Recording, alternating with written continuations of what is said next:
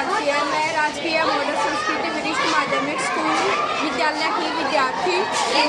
Gandhi global video प्रतियोगिता में भाग लेने के लिए अवसर प्रदान करने के लिए मैं सुबह राव संग्रहालय शाला टीम के प्रति विद्यालय परिवार के प्रति कृतज्ञता व्यक्त करती हूँ। मेरा आज का विषय है गांधी जी के दर्शन वर्तमान में परिदर्श है। गांधी जी भारत के महान नेताओं में गांधी जी का नाम सबसे अमर है। गांधी जी का पूरा नाम मोहनदास करमचंद गांधी है। उनका जन्म 2 अक्टूबर 1896 में हुआ था। उनके पिताजी का नाम श्री करमचंद गांधी था। उनकी माता जी का नाम श्री पुतलीबाई था। उन्होंने अपनी पढ़ाई इंग्लैंड से पूरी की है। उन्होंने भारत को आज़ाद कराने के लिए 3 आंदोलन चलाए थे: असहयोग आंदोलन, सविनय आंदोलन, भारत छोड़ो आंदोलन। अहिंसा। गांधी जी का मानना था कि अहिंसा सबसे बड़ा कर्तव्य है। उन्होंने कहा था कि अहिंसा का मतलब दुष्ट की इच्छा के आगे झुकना नहीं है, बल्कि आत्मबल या सत्याबल है। शिक्षा। गांधी जी का मानना था कि शिक्षा मानव के सर्वजन विकास के लिए महत्वपूर्ण है। उन्होंने कहा था कि उन्होंने वर्धा योजना से पहले 7 साल की शिक्षा को निःशुल्क व अनिवार्य घोषित किया था। पंचायती राज।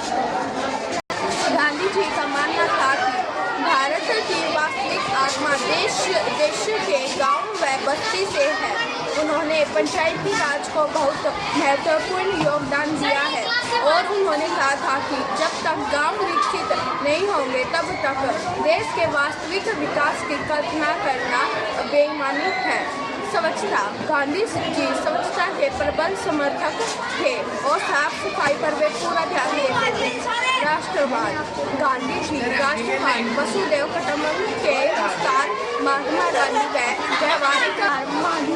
का व्यवहारिक अवसरता भी काफ़ी सराहनीय रहा है।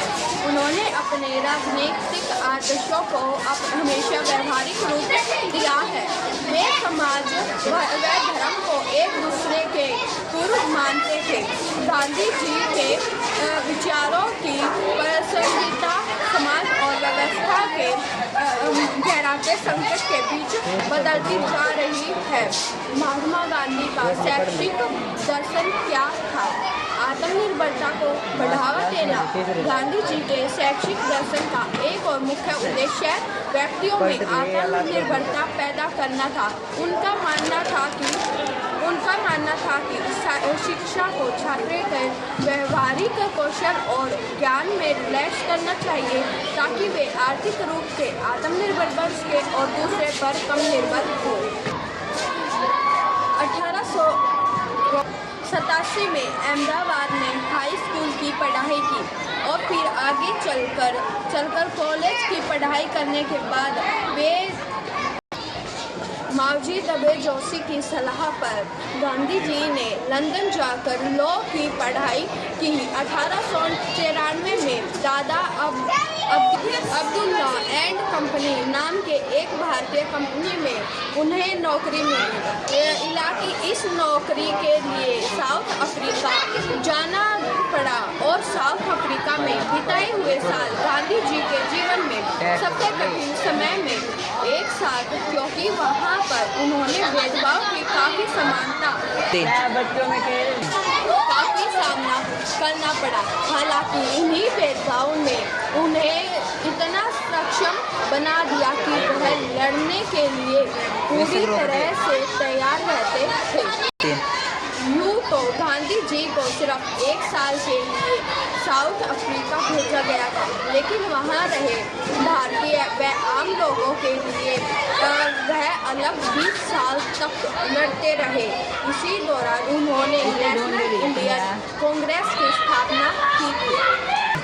1915 में गांधी जी भारत वापस आकर इंडियन नेशनल कांग्रेस ज्वाइन करके भारत की आज़ादी में उन्होंने साथ दिया। 15 अगस्त 1947 को हमारा देश आज़ाद हो गया। द्वारा गोली मारे जाने पर गांधी जी की मृत्यु हो गई। धन्यवाद।